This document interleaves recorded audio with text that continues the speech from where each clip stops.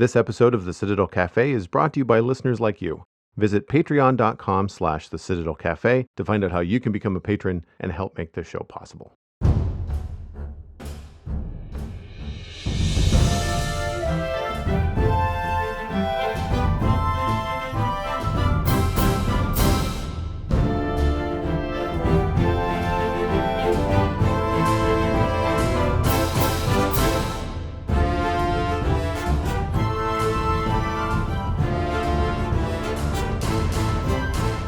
This is the Citadel Cafe, episode number 456 for Thursday, November 24th, 2022. My name is Joel Duggan, and the Citadel Cafe is where my friends and I hang out to talk about the geeky stuff that we're into. First, I want to say a very happy Thanksgiving to all of our American listeners before welcoming Alastair McFly back on the show, co-host of LongRangeSensors.com and Alastair McFly on social media, and of course, Alastair McFly on Twitch, a server mate of mine. Hello, sir. Hello. Great to have you back 2 times in 1 month. I know. It's not a completely unique experience, but a rare one. You've got a little bit of time off, and I've found that some of my American co-hosts are a bit busy with family this week. Tip of the hat and best wishes to Brockett. We were going to try to have him on the show, but just a little bit busy with 2 tykes under 5 and a family for Thanksgiving. So a lot going on that front. His loss, my gain. That's fair. I'll take that compliment. Thank you very much.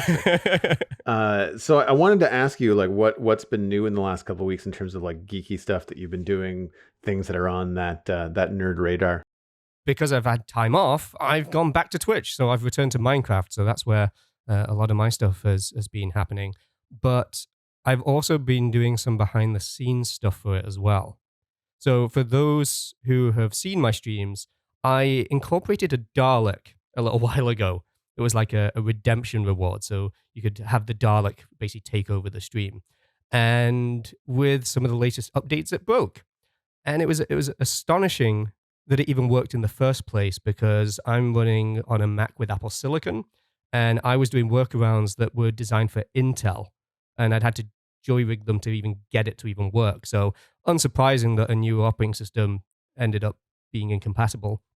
So I had to redo the whole thing from the ground up, find stuff that works natively on Apple Silicon, and it's now working really, really well. I've also added some more movement to make it feel a bit more alive. But basically, you just have this little Dalek just sat in the corner, and as I'm talking, then everything's lighting up and things like that, and it's a lot of fun. So when you're talking, does it always sound like a Dalek? Oh, yeah.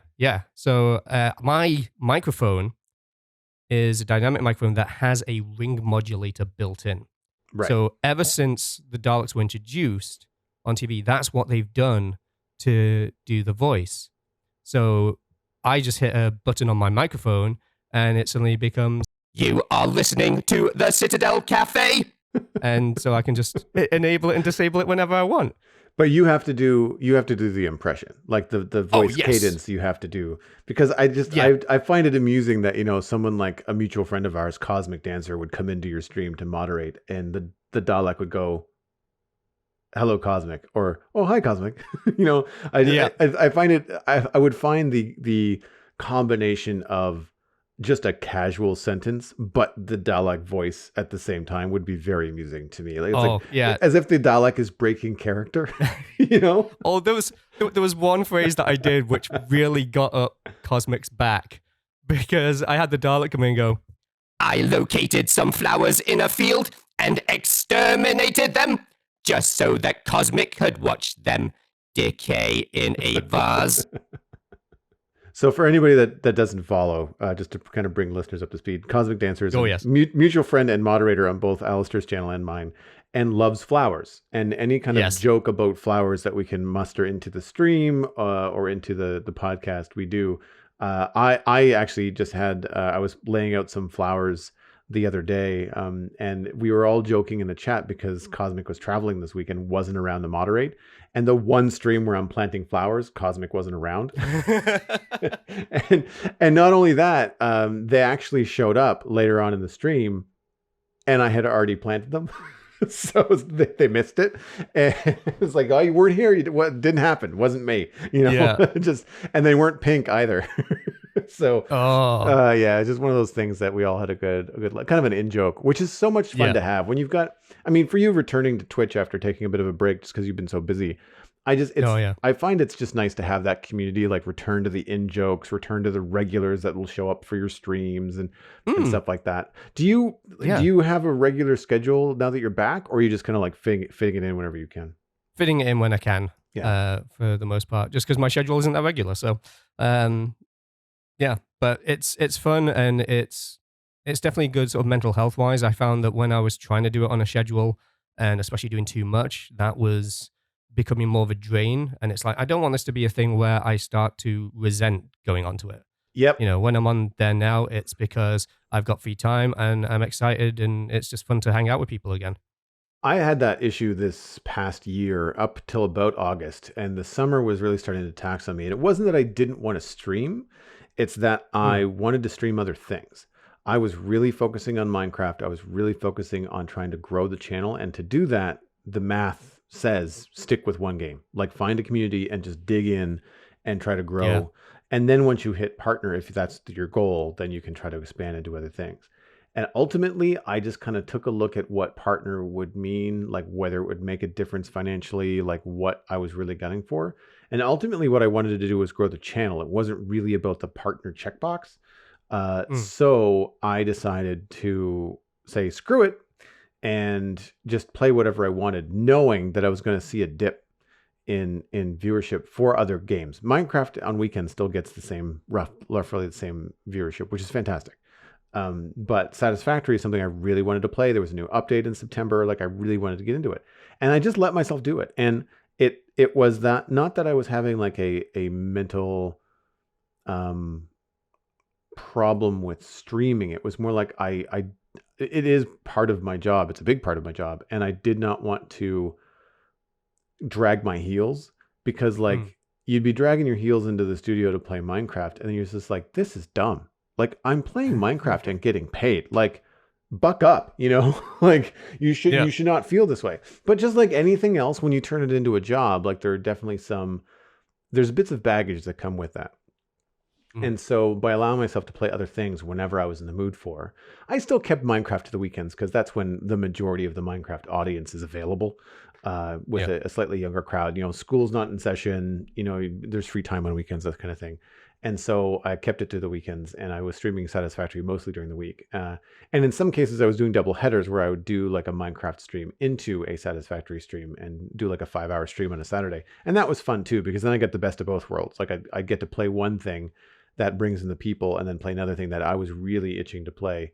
But now I've actually gone the reverse. I've been streaming a lot lately because I've had more free time, and I have been streaming almost exclusively Minecraft. There's an update coming to Satisfactory, but it's not out yet. And it's one of those things where like I kind of want to wait until it's out so that I'm not like wasting time building stuff without new parts and without new ideas and things. And Yeah. so and I also wanted to get more done on the project in Minecraft, and so I've been focusing on that and playing that during the week, which has been nice. And it's nice to have that creative fire lit under my Minecraft play. So do you find that now after a break coming back, your creativity is also flowing? It is, yeah. I'm. It's kind of married though to how do I play Minecraft again?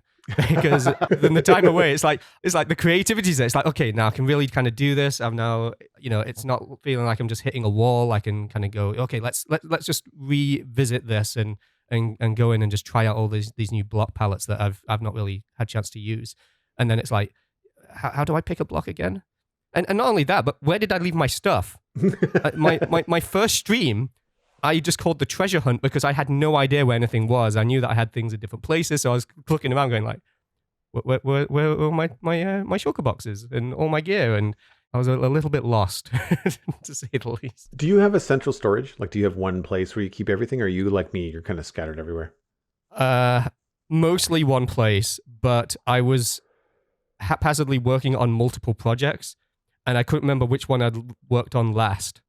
So a lot of it was me kind of going, okay, did I leave it in Atlantis? Did I leave it over by the tree farm? You know, did I was helping Hannah out at one point? Did I leave it over at her base? Because it just been so long, I had no idea. And It turns out it was right by the sugarcane farm where I sacrificed chickens into lava. I drowned them in lava, and then that harvests sugarcane because, why wouldn't it? Right. Yeah. That's where all my stuff was. Yeah. And so that's what I've continued working on. One of the things I like so much about your streams is like your Rube Goldberg kind of contraptions that like do something, but they do about 6 things they don't have to do. They just do it because it's fun, and it usually involves barbecuing something. But yeah, that's one of the fun things about Minecraft. I don't necessarily build the most efficient farms either. I tend to make things look pretty, and I want them to look a certain way and all that kind of stuff. But I won't. We can move on a little bit. The email we have this week is actually about Minecraft, or kind of sort of about Minecraft, and I can also, of course, direct everybody to the Spawn Chunks at thespawnchunks.com. That's the show that I do with Pixelriffs about Minecraft. And since we recorded on Monday, there's been a new release candidate for 119.3, which is coming out on December 6th.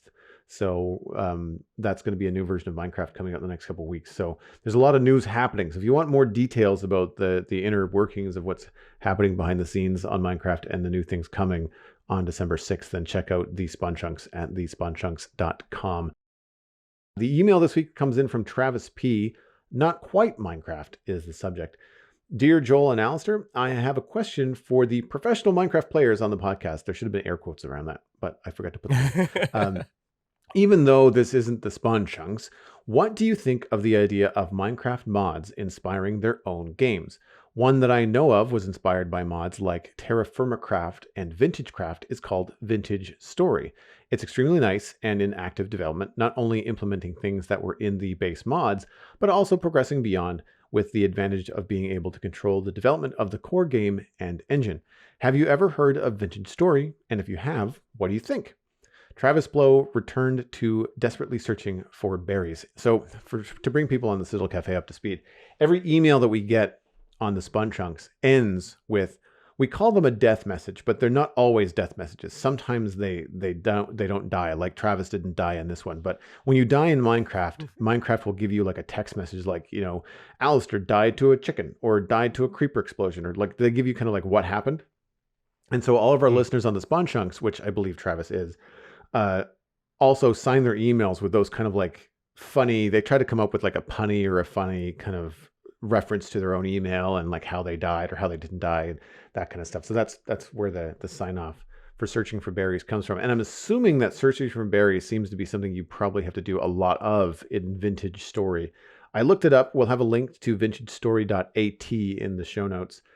And to quote a quick sentence from their description, Vintage Story was created with the desire to push the envelope of the survival voxel game genre. And it looks like it's pretty hardcore. There's bears attacking you in the trailer. There are a lot of things out to get you. It's voxel based, so it looks a lot like Minecraft. It's got some different models and things, but it looks like a pretty hardcore survival experience. And I've played a couple different games like that. There was one about being lost in the north, and I can't remember exactly the name of it right now, but I played that as well, and I found that was kind of tedious because the survival game, like, I don't necessarily want to like freeze to death or starve to death or be attacked by wolves and die like at every turn. Like that to me doesn't really strike me as a fun game, so to speak. And I know that mods can inspire all kinds of games, and I think that it's great that Minecraft exists with these abilities. Like Java Minecraft in specific cases can be modded to create mini games within the game. You can have your own, like, different things can happen. You can have different goals, different achievements in the game. There's all kinds of customizability. It's really, really cool. And I can see it inspiring young people to become coders and game designers and things like that. The thing that I find with a lot of mods is that it reminds me of Jurassic Park. People get so wrapped up in whether or not they don't stop to think whether or not they should. And I find that a lot of my experience with mods or with games or mini games that spin out from mods, they just seem to like want to make Minecraft something that it's not. And if you're going to make a hardcore survival game, voxel graphics to me doesn't sell it. Do you know what I mean? Like if I'm going to play a game, like for example, I know that you've played some Alien from the Aliens franchise, those games, and they're meant to be Yeah. scary. Like they're meant to be kind of like scary. If that was Minecraft graphics, do you think it would be just as scary? Not at all. No, there's when you're wanting that kind of realism, that kind of fear to be invoked, happy little blocks doesn't really sell it Yeah. quite so much. So that's one thing I find, that it's kind of a mishmash of like the kinds of games that people want to design versus the Mm. graphics that are kind of like engineered, like you said, happy little blocks. It's what people think about with Minecraft. They think it's pretty chill. They generally find it pretty laid back, right? And Mm. the other side is, if it is, let's say this new game that's being developed is, and this is not Vintage Story, I'm just kind of going off on a tangent. Let's say it is a happy little game, a little farming simulator, or something like a Pokemon, esque type game. Then I Mm. find that when they're a voxel based game, they go overboard on the voxels. Like every last little thing, every last little pixel is its own box and its own model.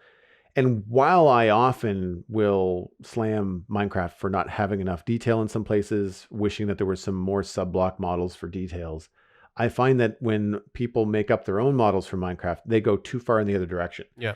There is a medium point where you can add detail to Minecraft or a voxel type game and have it still look cartoony and blocky, and it works. But once you get into the finer detail, if you start to get too granulated with the pixels, specifically when the model has a higher resolution than the texture, things just start to look like you should have done it in a different engine.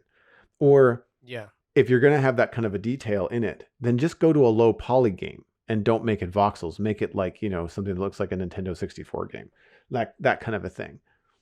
I was watching the trailer because I've never heard of this particular game or mod before, and it says that it's a wilderness survival sandbox game inspired by Lovecraftian horror themes, and immediately off the bat, like it's very Lovecraftian.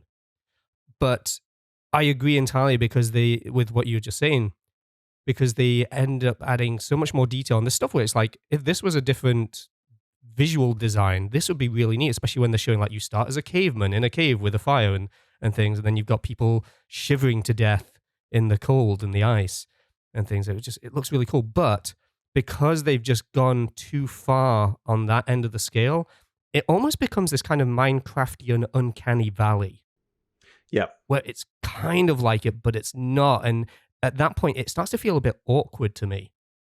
And that might just be because I typically just stick to vanilla for Minecraft. That's kind of what I know. But it does add this kind of awkwardness because it's a little bit too far beyond the Minecraft side of things, but it's not enough towards what it's trying to be. Awkward is a good way to say it. It's like when you see a texture Yeah. pack that's like 128 by 128 or 256 by 256, and yet it's still Hmm. vanilla Minecraft. And it's like, this looks really dumb. It's like photorealistic grass with like a hard edge on a meter by Yeah. meter cube, Like it really doesn't Yeah. make any sense. That said, there are some really cool mods out there, and there are some really cool texture packs. I've been watching Tango Tech, who is a member of Hermitcraft, play the Create mod in one of his series on his YouTube channel. I'll see if I Hmm. can remember to link that in the show notes. And that is, it's got gears and pistons and conveyor belts and all the things that look really, really cool in these kind of games. But the person or people behind the Create mod have taken in Minecraft design aesthetics, and they tend to design around the 16 pixels, right? So Yeah. conveyor belts are big, chunky, pixel wide things. Axles are 2x2 or 6 or 3x3 pixel. They're not cylindrical, like they're not round, they're square. It's like a Lego Hmm. brick, for the lack of a better way to describe it. And so it all still fits. It all still feels like Minecraft, or it fits within Minecraft. You understand you're playing a mod because it does get very complicated, but it's that kind of thing. Like if Minecraft was a brainchild of 2022 in development now, brand new, you feel like it would look a lot more like Create mod than it does now. I feel Yeah. a part of the challenge, and I don't envy the developers at Mojang for this reason, of developing Minecraft and moving it forward. And one of the reasons why it's so popular, why you and I love it, is because it's updated. Like you buy it once and it's been updated frequently for the last 10 years, 11 years. And Which is unheard of. 100% unheard of. But then they also have the challenge of like trying to stay true to its roots. Like they're pushing it forward. And I want to say in the last year or two, they've really, really pushed the envelope with Hmm. 117 and 118 and 119, the versions that have been coming out the last little while. The issue is just that, players are starting to get more mature. There's other games out there, and Minecraft is trying to hold on to those players without doing this to themselves, like doing the things that we're talking about with the awkward designs, or making something that doesn't quote unquote feel very Minecrafty. And Yeah. I imagine that is a very tough challenge at the Mojang Studios in Stockholm to get that right. I'm going to mention Valheim as something that I recently took a look at as a survival voxel type game, or low poly game. And I just, originally when I saw it, I thought it looks cool, but I don't want another survival building game in voxels in my repertoire, like in my gameplay time. I'd rather Hmm. spend, if I want that kind of experience, I'm just going to play Minecraft. I've already got a lot of time into it. It makes more sense to spend more time there. For me, I play Satisfactory, which, yes, it is a building game, and yes, it is a resource management game, but it's modern graphics and large scale, and has a lot of different things going for it. And so it's not a survival game. Like, it removes that element of it. It's just kind of like design and building and problem solving. So I feel like I have the right kind of combination. So I don't want to slam Vintage Story and anybody that likes it, but I feel like one of the things that's a challenge for me with these games is to find them and get them to be something that I can fit, that gives me something that I don't get already from Minecraft. I know Yeah. that a lot of developers and a lot of games start off as mods. Dota, which is one of the first, if not the first MOBA, was a mod for Warcraft 3. Defense of the Yeah. Ancients, and Yeah. that spawned not only a very robust game, tournaments, professional gaming, League of Legends came after that, like spawned a whole genre of games that have become very, very popular. So, don't knock the mods that turn into potential games. I think Skyblock is a good example in Minecraft of a mod that is kind of a game on its own, because while it's still Minecraft, it's so different within the Minecraft kind of sphere that it feels like Yeah. its own thing. Yeah. You have to approach it very, very differently. For sure. And yeah, and I think probably one of the ones that always kind of comes to mind for me is Counter Strike, which was a Half-Life mod, and it's just kind of Counter Strike almost kind of seems like it was all kind of baked in, but again, that was just a mod that took off so popular that it ended up being incorporated in, and so it would be interesting if that's kind of how you end up with Skyblock, if that could end up just being a different play mode. You've got creative survival and then Skyblock as a sort of integrated thing would still work because it would still feel like it was still part of that because it isn't too far out for what it is. Moving on to what we have been watching this week. Do you want to start first? I know that you've been speaking with me about this behind the scenes, about the Netflix show that you've been watching. Yeah, it's a show called Pepsi Where's My Jet. Well, I say a show. It's not really a show. It's a documentary, 4-part series, so not very long either. And the thing that kind of got it on my radar was I saw a news article that came up saying that it got 100% on Rotten Tomatoes. And it's Wow. a 76% audience score, but when it just said like 100%, like, okay, well, what's this about then? And just it being called Pepsi Where's My Jet, it was starting to trigger memories of something that I remember happening. And essentially, what happened was Pepsi ran a promotion. And I remember this happening. I remember hearing about it. But they ran a promotion where you could collect Pepsi points and you could then redeem those against things like duffel bags um, or a t-shirt or a jacket that's all Pepsi branded. But they also had in the commercial, it said right at the very end, Harrier Jet, 7 million Pepsi points. And it was supposed to be seen as a joke, like, well, you're not going to get this. You're not going to get 7 million Pepsi points.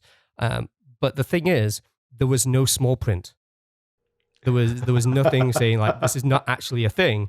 And there was one kid, his name was John Leonard, and he went through, did a lot of number crunching to try and figure out how could you get 7 million Pepsi points? Like how many cans of Pepsi, how many bottles, where would you have to store it all and stuff to get to this? Because he wanted that Harrier jet. And I remember hearing about this over in the UK. Like it did end up hitting all the news stories because he wanted this. He ended up applying for it, and Pepsi went back to him and went, "No, there's no jet." and he wanted it, and they ended up in a big legal battle. And so this whole documentary is about that, about John Leonard teaming up with someone called Todd Hoffman, friend of his, who helped invest some of the money to be able to do all of this. And they end up bringing in Michael Avenatti, who's an American trial lawyer, very high profile, does a lot of high profile cases, and one of the few lawyers that's been invited to be interviewed on shows like Stephen Colbert, because he was involved in the whole Stormy Daniels thing. He was the lawyer for that with Trump. So that's the kind of high profile cases we're talking about. But yeah, so to hear about this as a kid, and then for it to completely escape my memory, and then to see this documentary, it's actually really, really good, really well done. They even have everybody that they interview, whether it's these sort of high-profile people, you got people working at Pepsi themselves, John's mum, whoever it is, they have them do a blind taste test between Coca-Cola and Pepsi, which is a nice little gimmick. And when the Pepsi guys choose the Pepsi, they're like, yeah. And then when the people who weren't on Pepsi's side choose Coca-Cola, they're like, we're happy with that. And then there's sometimes when they get the other one, and it's like, can I do a retry? It's funny. Do you have a preference out of curiosity? Day-to-day Coca-Cola. That's the one that I like most. But Pepsi, I go with when I want a bit of variety. And I find that Pepsi goes better with pizza. And I purely put that down to memories of going to Pizza Hut, where exclusively all they had was Pepsi. So I think that's kind of ties into that there.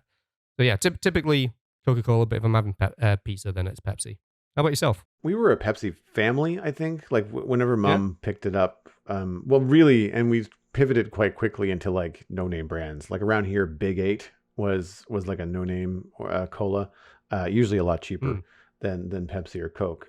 I prefer Coke in terms of like, because a mixed drink, like a rum and Coke or something like that. I prefer that kind of combo. And very rarely do I drink just Coke on its own. But I think the Coke thing comes from like, I think that's what they had at McDonald's or Wendy's. Like wherever we went when we were teenagers, to get that meal when you're out driving with the boys, that hamburger and fries and a Coke, like that was kind of the thing. And so that's why I think I gravitate towards Coke. But that as an adult, like the mixed drink sort of idea, I'm not a big soft drink guy anyway. Like I usually prefer something else. I'll prefer beer over most things. So it doesn't really faze me in that way. I do remember, and I don't remember, like the Pepsi Point thing is definitely something I recall. But the thing that pops into my brain was Pop Caps. I'm not sure if you remember these. I think this was a Coke thing, but inside the top of the lid in like a 650 ml bottle, which around here they were plastic, you could pop the plastic liner out of the lid, and inside of that would be like a free drink, or 50 cents off, or like it would give you like a little bit of a discount on your next Coke. And so I remember, because I remember almost losing fingernails trying to get the damn things out of the lid. It's like you needed a screwdriver to get them out. Like it was just like really frustrating. But you'd be trying to get it like while you're in the car. Like you're never at a point where you're at home where you can have like a butter knife to like get the thing out. So it was always tricky. And they were in the tops of the 2 liters as well. And the 2 liters had bigger prizes and stuff. But that's another reason why I don't drink soft drinks as an adult, is because I like to buy a 2 liter, like I can't go through it before it goes flat.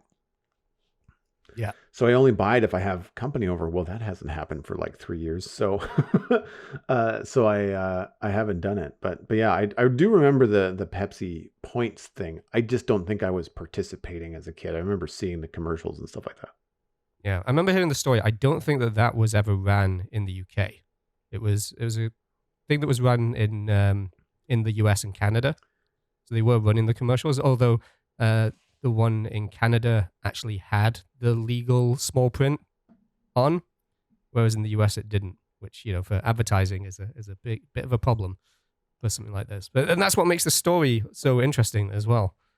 And it's definitely worth checking out. So it sounds like it was a well-made documentary.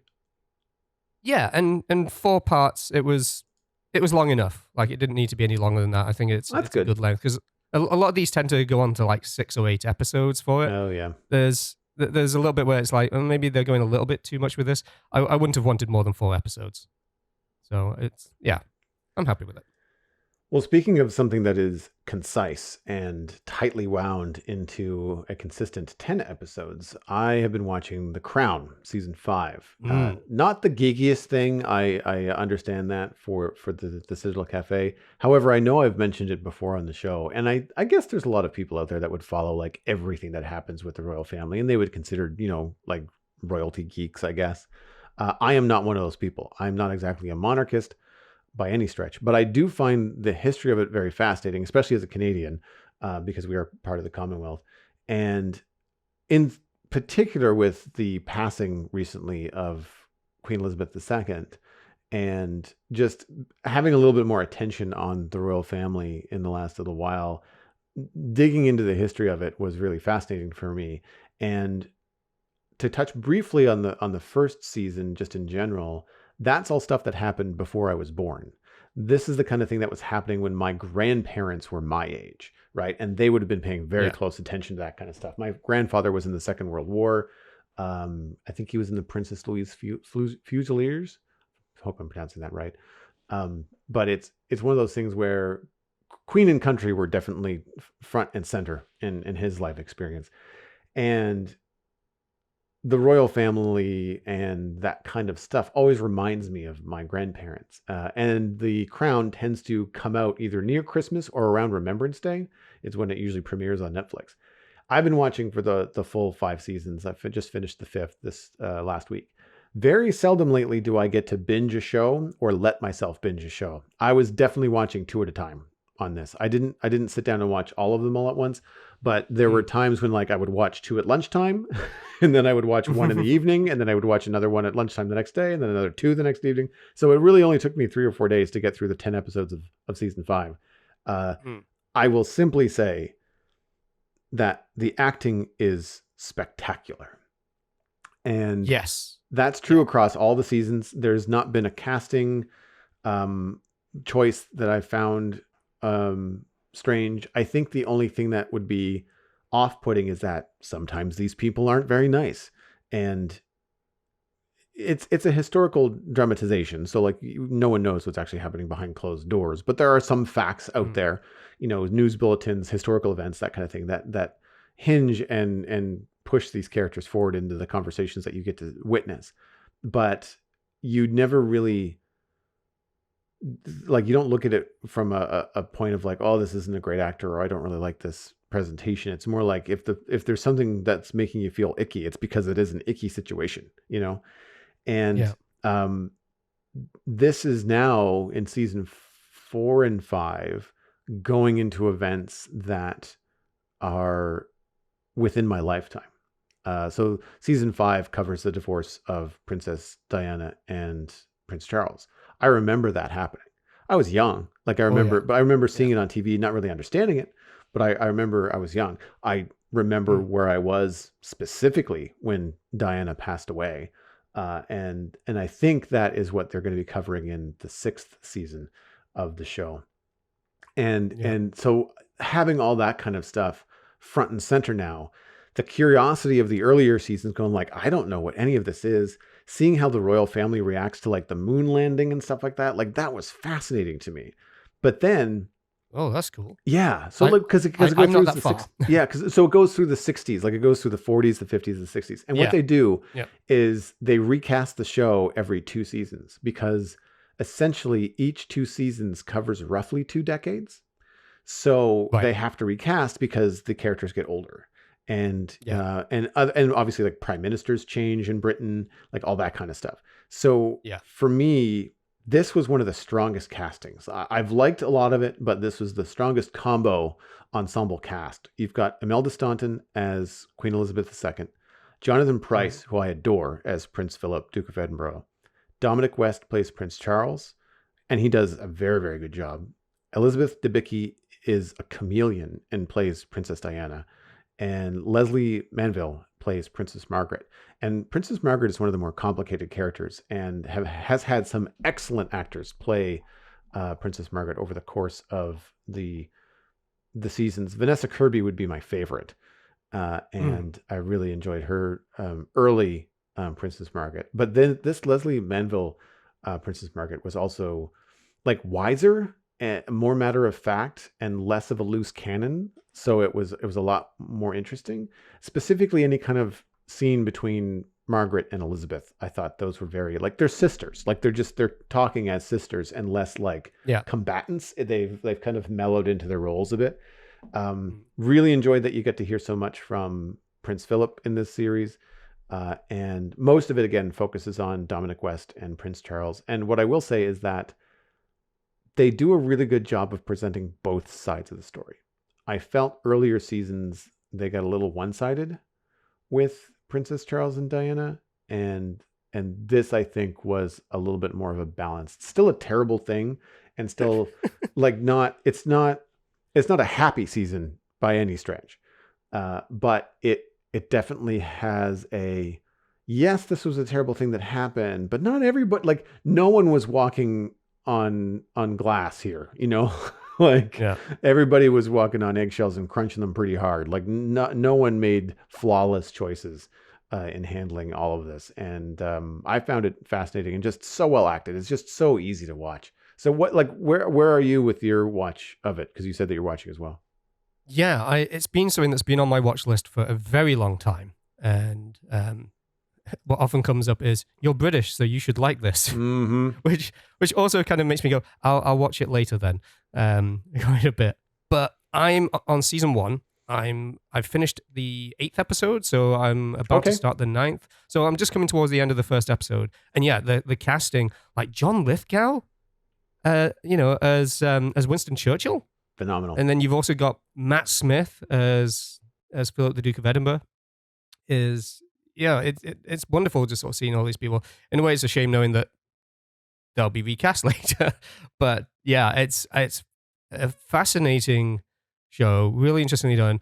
I've seen pictures of Elizabeth Debicki as Princess Diana, and I agree. Absolute chameleon, just looks pretty spot on. And I think that the thing that kind of got me invested into watching it again was, one, I had a friend of mine who was raving about, like, you need to see it. This is one of the best shows on TV right now. So, I respect her opinion with this greatly.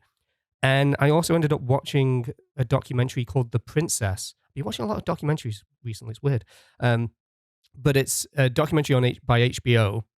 And it's just, I think you'll really enjoy it if you haven't seen this yet, Joel, because it's all the footage, all the news footage about Princess Diana.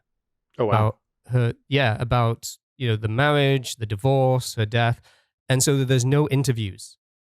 It's just audio clips and video clips of everything that was going on. So you're kind of following it through as it was in the day. So it's all kind of done as though it's, present tense for everything rather than looking back. So you're just kind of just evolving with it. And so it's weird kind of going through and remembering, like, I remember that exact news report on the BBC.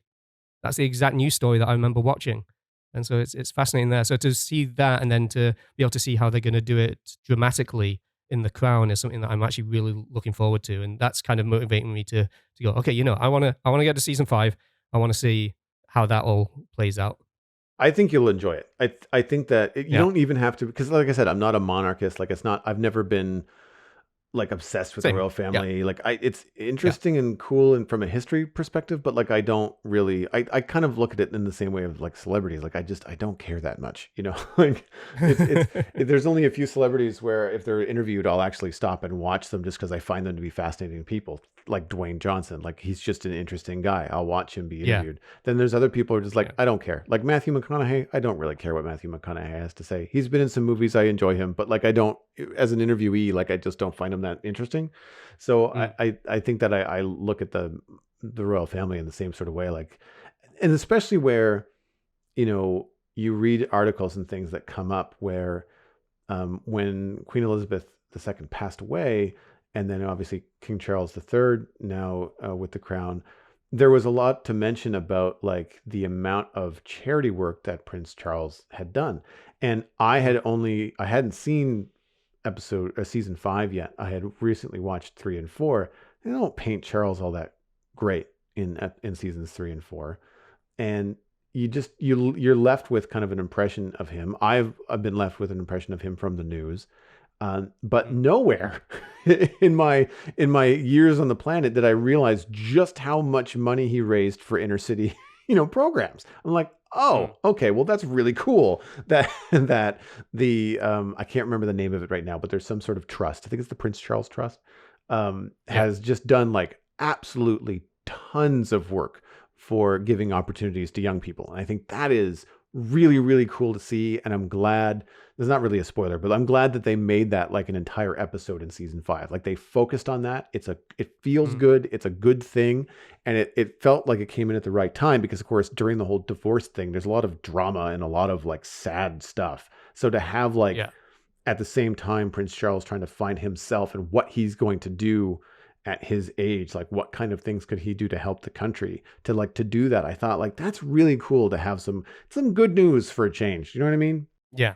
One thing that I noticed immediately about Elizabeth Debicki, I mean, on top of all of her acting chops, because she's phenomenal, is like her mannerisms and her stature.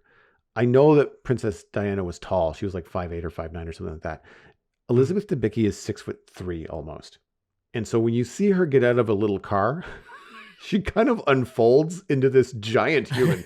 And that's tall for a male actor, let alone a female actor, right? And so when Yeah. she's in a scene next to anybody, she's just this tower. I mean, she's beautiful, but she's just this tower of a human. And it's really, really funny to notice it. Just like as a tall person myself, I'm not 6'3". She's taller than me. And it's just like, wow, she's tall. You notice it like right away. And but again, like it makes sense because of like it adds to that like gracefulness that Princess Diana has. Because when Debicki moves through a scene, like she kind of flows.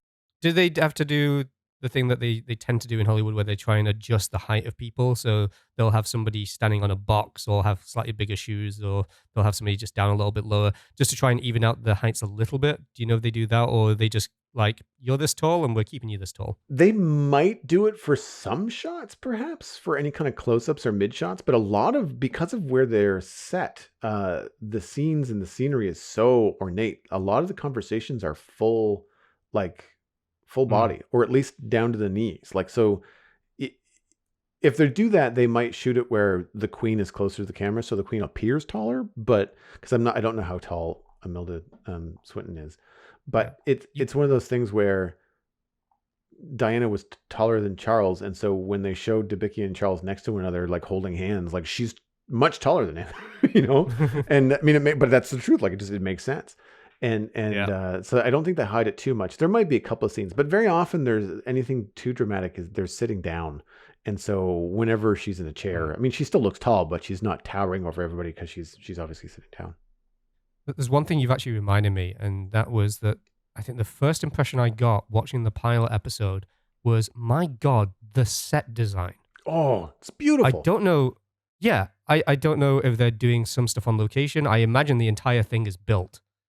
I imagine it's a closed set kind of thing, but it's just, yeah, it's phenomenal. Some of those buildings just look beautiful, and if they're not on location for some of the stuff, then the set designers have just done a terrific job. It's almost jaw dropping seeing it. It's just kind of like you're spending a little bit of time trying to keep an eye on the the actors and what's going on. And it's like, but I mean, just look at how good this is. Yeah, no, the production quality It's is almost distracting. It's that out good. of this world. Yeah, it's out Yeah. of this world. And I think that's one of the reasons why I considered it as something to talk about on the show, because like as someone that follows film and is a bit of a geek in that way and just enjoys production design and enjoys the cinematography of all of this and the way that they tell stories in this show, like Mm. it really does showcase some of the coolest kind of craft behind what is not a sci-fi fantasy, Marvel Yeah. like Yeah. epic thing. There's no CG, or actually there might be, but it's used in a way that's probably meant to like, show somebody from years ago, like de-aging somebody, like showing a Yeah. flashback, like that kind of stuff. And that I find really fascinating as well. Or digitally removing an airplane that shouldn't exist from the background. For sure. Like that, and that could be very much a thing.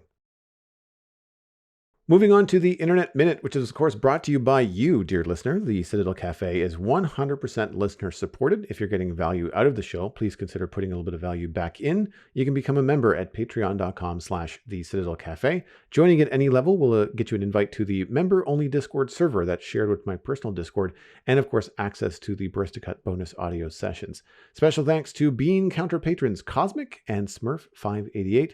Thanks very much for your support on this episode. Patron count is at 27. That's down 1 from the last time we recorded. Our goal each episode is to have at least one more patron than the previous show. If you would like to be patron number 28, visit patreon.com/the Citadel Cafe. I have a very tall build to share. Speaking of height, it is the Lego Eiffel Tower set. I want to say it is set number 10307. And it is 10,001 pieces. They couldn't get it down to 10,000. They had to do the one. And what I find funny is that there is one little French flag at the very top of it. So I find that crowning piece very amusing. That's probably the one piece then, yeah. Yeah, it is $800 Canadian. So it's a hefty, hefty set because it's 59 inches tall. Alastair, it's 4'9". It's taller than most children. To really get a scale for it, you have to check out the image on the Lego site. About halfway down in the gallery, there's a man putting it together on a table, and it is much taller than him. It's about 1.5 to 2 feet taller than him while it's sitting on a table. This is massive. It is, like I said, 59 inches tall, 23 inches wide, and 23 inches deep. So the base is a giant square. And of course, it's shaped very much like the Eiffel Tower. It's not for me, while I think it is fantastic as a model, as a Lego architectural achievement and engineering achievement. It's very, very cool. I'm just not like a Paris, France fan, nor would I have any place to put it in my apartment because it is massive, massive. And I can, however, see it in architectural offices. If somebody was an architect and they had the space for it in their home or their home office, I can absolutely see this being a lovely experience to put together for someone that has the kind of respect and understanding for what the Eiffel Tower is as an architectural achievement. And it's very cool that Lego did it. I'm surprised at the scale of it because this has to be a niche customer, With it being taller than a child, I mean, you could even get your money's worth and just spread it out over time, and just as your child gets bigger, you're just monitoring their height, but instead of a little chalk mark on the door for them, you're just building up your Eiffel Tower, and eventually, you're now the height of the Eiffel Tower, son. Wow. There you go. Yeah. Yeah. But I do have a question about it though, because there's a lot of Lego kits that come with lighting kits. Or not come with, but there've been ones designed. Like you showed me a phenomenal one for the Back to the Future DeLorean, where there's a whole lighting kit for that. Isn't there like a big trademark thing with the lighting for the Eiffel Tower? Oh, I don't know. Yeah, I think there's supposed to be like the lighting rig for it is supposed to be copyrighted. So you can't take pictures, and sell them with all the lighting illuminated on it because it's considered art and it's copyright. So I wonder if somebody tried to make a lighting kit for the Eiffel Tower, is that something they could be sued for? That I don't know. There's also lots of other licensed stuff, like the lighting kit for Optimus Prime, the lighting kit for the DeLorean. Those kind of things. Yeah. They don't seem to come with their own licensed things because I think it's just it's for a Lego set, and you could use the lighting for anything. And maybe they just have to make sure that the lighting set that they do for the Eiffel Tower is different than what actually happens on the Eiffel Tower. Yeah, that'll probably be the only way to get around doing it without any of that legal risk. But it would be interesting, though. I should also mention it does not come out until tomorrow, November 25th. So it's not out yet. Usually these things have to be released before the light kits are available. It might take a little bit. But yeah, it's a massive, massive build. Yeah, I'll tell you what, though. If I had this when I was a kid, I would 100% be using my Superman minifig and just recreating scenes from Superman 2. Yeah. Whenever I think of the Eiffel Tower, that's where my head goes. Doesn't go to France, goes to Superman. And at the scale that it's built, it's not minifigure scale. The trees at the very bottom of it are like the micro trees, the micro design trees for Lego. So a minifigure would be as tall as a tree in this particular set. because That's of fair. Yeah. well, just because of the scale of this. But like Yeah. if you had a big room in a Lego city, I can see this being something that you might want to include. You might not want to build the bottom part of it, like the bottom part with the trees. You might want to change and just kind of like fudge the scale a little bit. But other than that, it's something else. But anyway, that's my pick this week. To stick to the theme of documentaries, which, as I said, I've for some reason been into, there's actually a really good one being put together by Slopes Game Room about cloud gaming's first biggest failure, known as OnLive. Now, OnLive is a service that I absolutely loved when it came out. So it's basically you log on either through the website, you had a little very small set-top box. So there's a bunch of different ways to play it. And you'd just be logging onto a server remotely and playing the game from there, and it would just be streamed to you. And it was phenomenal. It was done really well. I was there for the UK launch. I actually went as a member of the press to Excel in London, to the exhibition centre there. So this was about September 2011, and I got to meet the guy who designed the whole thing, Steve Perlman. And we were able to sort of have a private conversation one-on-one, which was really, really cool, just to find out more about stuff. And yeah, I was just a huge, huge fan of it.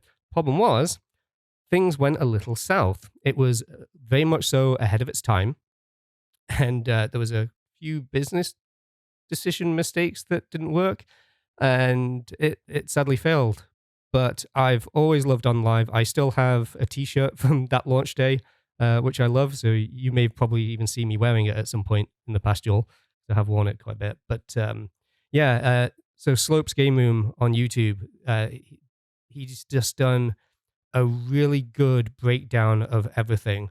And he's very, very fair with everything that's there. But eventually, a lot of that technology was bought by Sony and became PlayStation Now. And yet, even then, that and Google Stadia, I don't feel that they even hold a candle to what OnLive was doing back then. Everything that they promised, they delivered on. And just the experience was great. And I have a very soft spot, and I feel nostalgic about it. And it's one of those, I wish that one had been the one that won. But definitely worth checking out. If you've never heard of OnLive, or you've heard of it and you just want to know more, it's just so in depth and really, really well done. So my only experience with cloud gaming is with Xbox, because with Game Pass Ultimate, I have access to xCloud, which is Microsoft's version. And I have not done it enough. I've done it a little bit on a game that looks kind of cool, but I don't necessarily want to download it and play it on the Xbox. Like, I just want to try it to see if I like it. And Yep. I've done that. I've done the cloud gaming thing. And it depends on the game. It depends on the graphic fidelity. It depends on what you need for reaction time, that kind of thing. If it's turn-based, you're fine. If it's something that is a little bit more in depth, like I tried to play Sniper Elite 5, which is a dumb name for a game, but apparently I was just looking for a World War II type shooter, and I wanted to turn my brain off and kind of go on the rails and just kind of like shoot Nazis and kind of go on an adventure and whatever.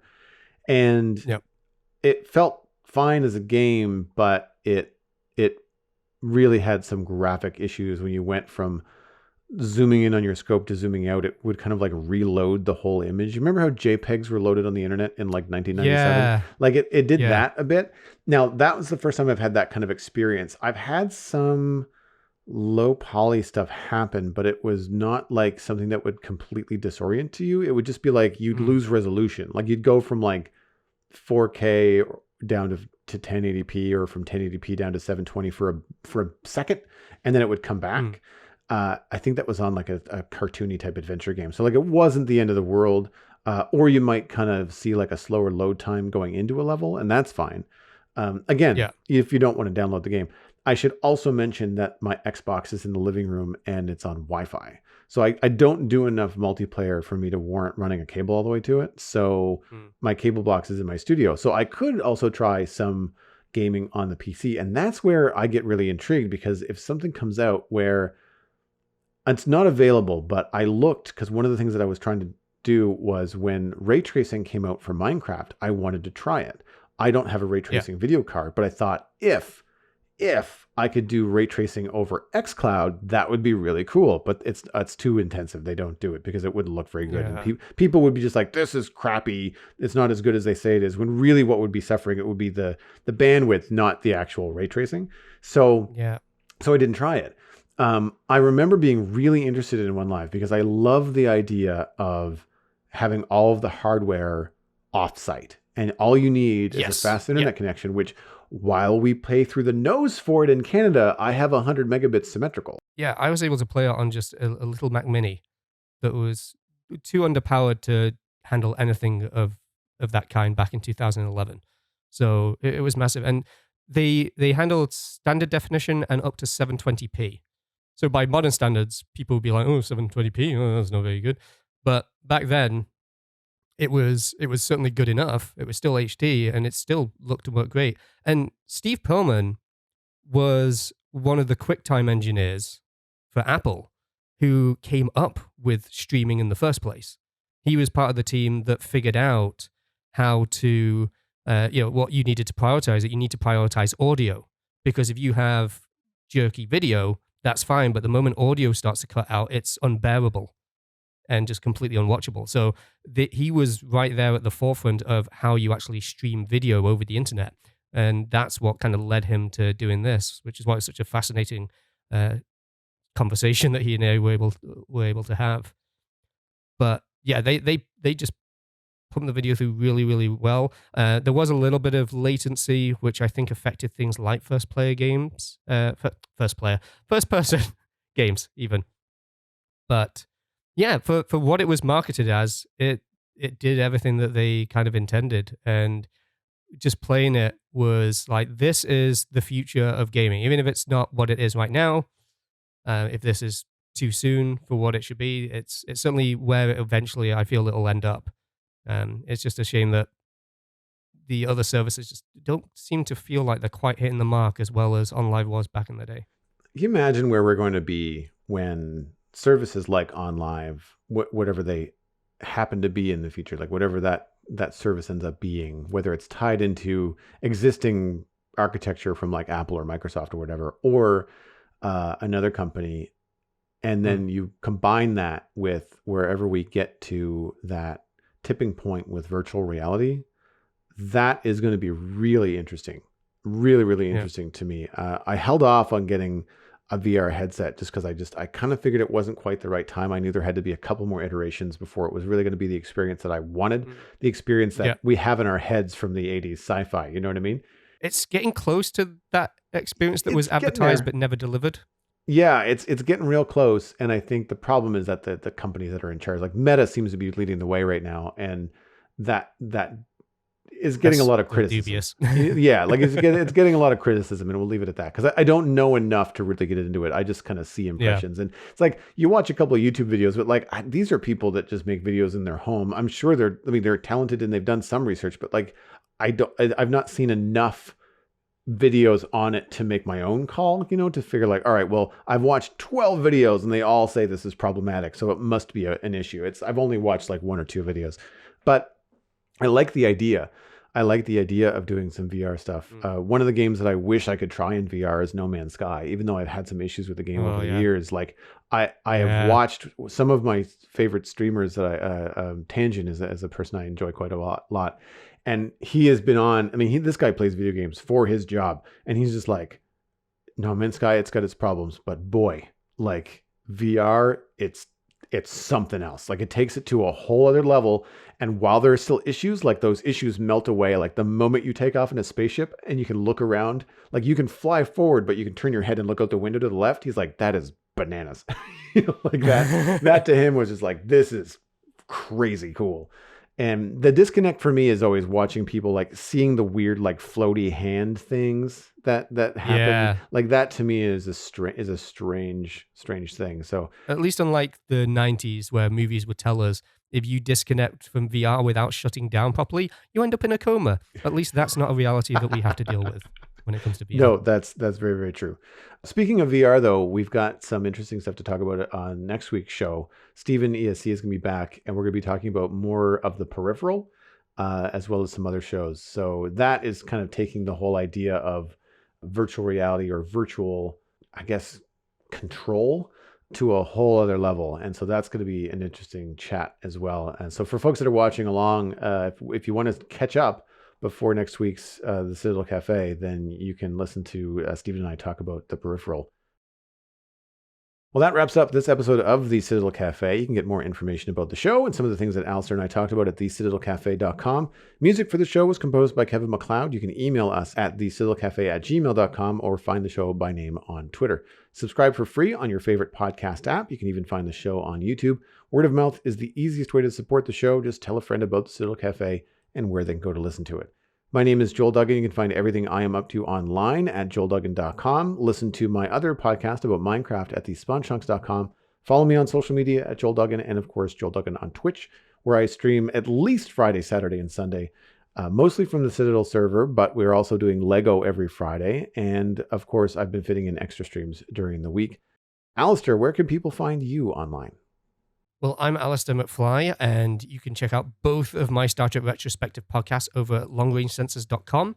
We have a new episode out where we get to take a look at Whispers, one of the first episodes for Chief O'Brien to be tortured by the writers of Deep Space Nine.